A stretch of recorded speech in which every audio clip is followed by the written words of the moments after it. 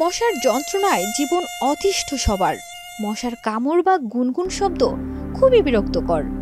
দেখা মাত্রই মেরে ফেলার জন্য তড়িঘড়ি শুরু করি।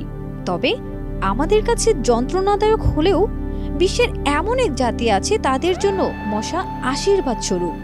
তারা মশার তৈরি কেক ও স্যুপ বানিয়ে খায়। এটি তাদের খুবই পছন্দের একটি খাবার।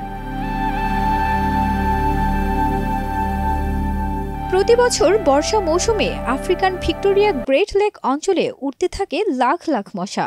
মশার ভিড়ে কালো হয়ে আসে আকাশ। অনেক সময় মশার কারণে দূরের অনেক কিছু দেখা পর্যন্ত যায় না। তবে এজন্য বিরক্ত হন না সেখানকার বাসিন্দারা, বরং মশার পরিমাণ বাড়ার সাথে সাথে তাদের খুশিও বাড়তে থাকে, কারণ তাদের কাছে মশা হলো মাংস খাওয়ার প্রধান মাধ্যম। তবে গবেষকরা বলছেন, মশা খাওয়ার ফলে তাদের শরীরে বিপুল সংখ্যক ভাইরাস এবং ব্যাকটেরিয়া বহন করে।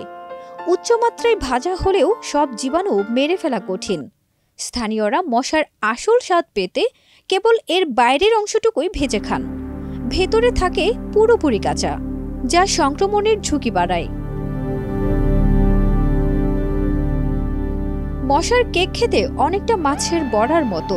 তাদের বিশ্বাস, মশাগুলো ভিক্টোরিয়া লেকের আশেপাশে থাকে বিধায় তাদের মাংস থেকে সামুদ্রিক খাদ্যের স্বাদ পাওয়া যায়। এ কারণে তাদের ধারণা মশার কেক তাদের দৈনন্দিন প্রোটিনের চাহিদা মেটাতে পারে। এই খাবারের প্রোটিনের পরিমাণ সাধারণ গরুর মাংস এবং মাটনের 7 গুণ বেশি। তাদের মতে, মশা যতই ছোট হোক না কেন, এটি তাদের মাংসের চাহিদাও পূরণ করতে পারছে। আফ্রিকানদের জনপ্রিয় খাবার মশার কেক।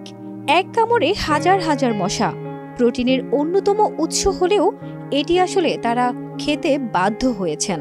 এটি তাদের জন্য কোনো বিলাসিতা নয়, বরং দারিদ্র্যের অন্যতম এক উদাহরণ। মূলত এই অঞ্চলের মানুষ পর্যাপ্ত খাদ্যের অভাবেই বিভিন্ন পোকামাকড় খেয়ে থাকেন।